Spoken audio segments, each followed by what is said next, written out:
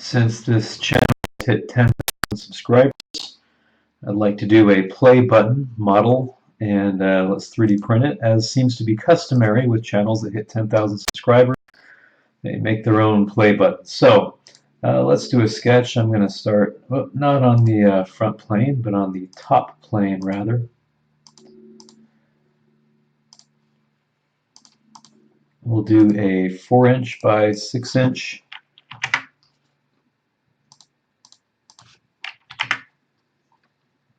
and we'll add fillets.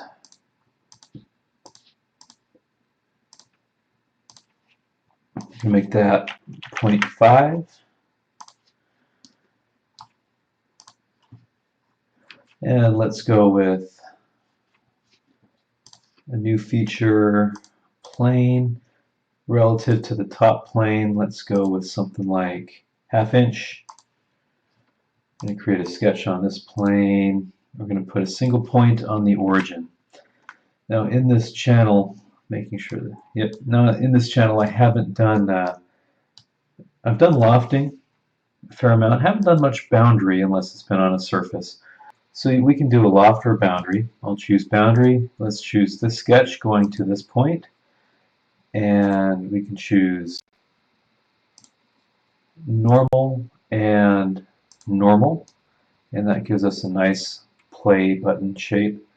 Well, that's a little bit too extreme, so I'm going to take this factor down to something like 0.2. That's a little bit better. Maybe 0.5. And we start bulging in there, so 0.25. That's not bad at all.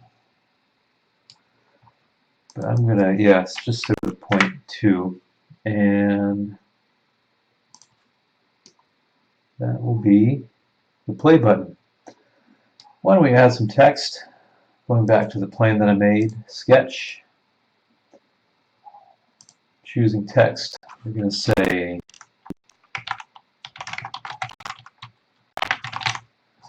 let's go with something like a reasonably cool font.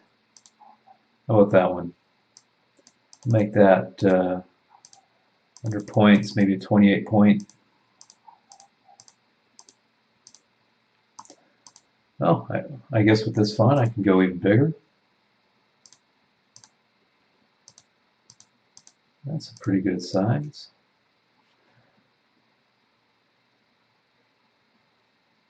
Let's go with another text this time.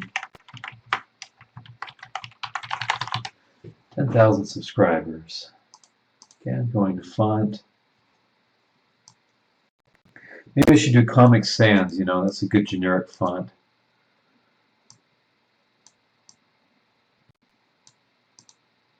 Liberation Sans. I love that because it reminds me of Linux a lot. We'll go with, let's try 48.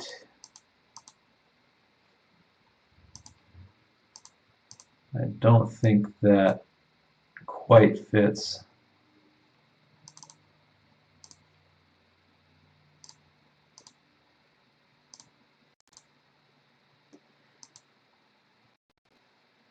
There, that's about right. Features, extrude cut. We'll go to a depth of, say, 0.4.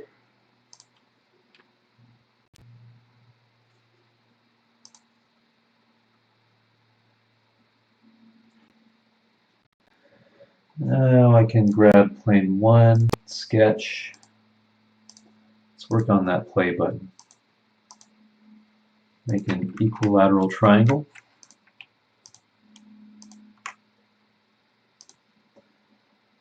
Choose a center line.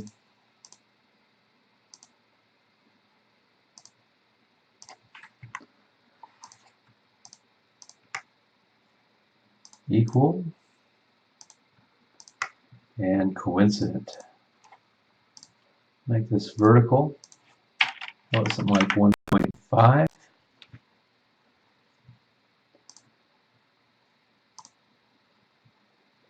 Also do 0.4. Not bad. Let's do a sketch.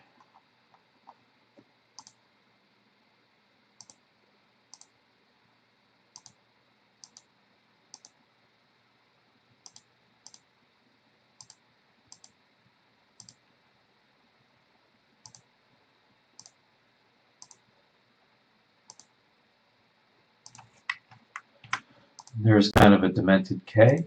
Let's clean that up.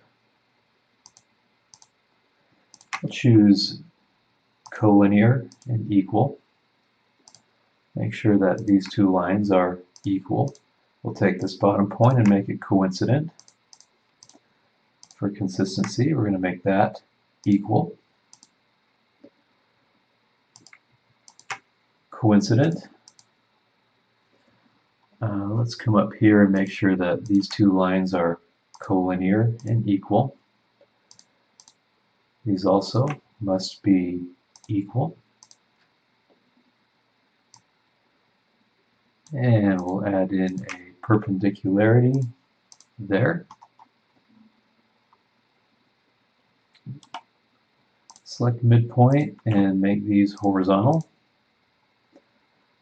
We'll add an angle to shore everything up. Make that 45 degrees. And we'll make these perpendicular.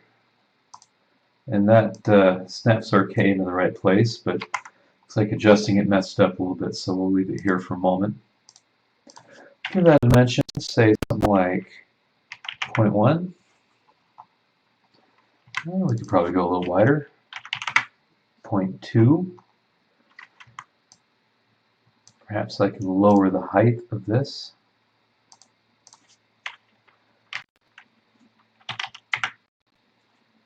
At 3/4 isn't bad. That'll be our arrow. Maybe I can move this. Yep, that's not too bad. It's kind of squished in there, but I think it works.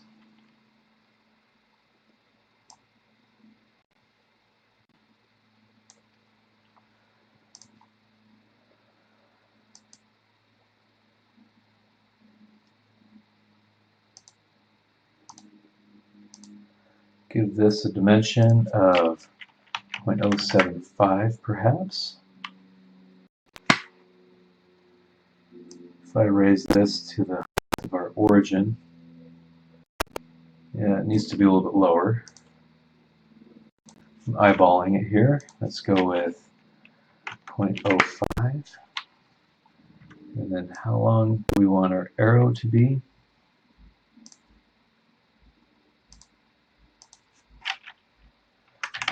0.3.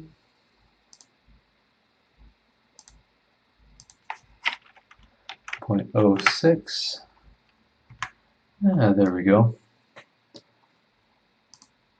We will extrude. Maybe to 0.3 so it sits inside still. And there we have it. So why don't we give this a print? We'll convert STL and throw it in Cura.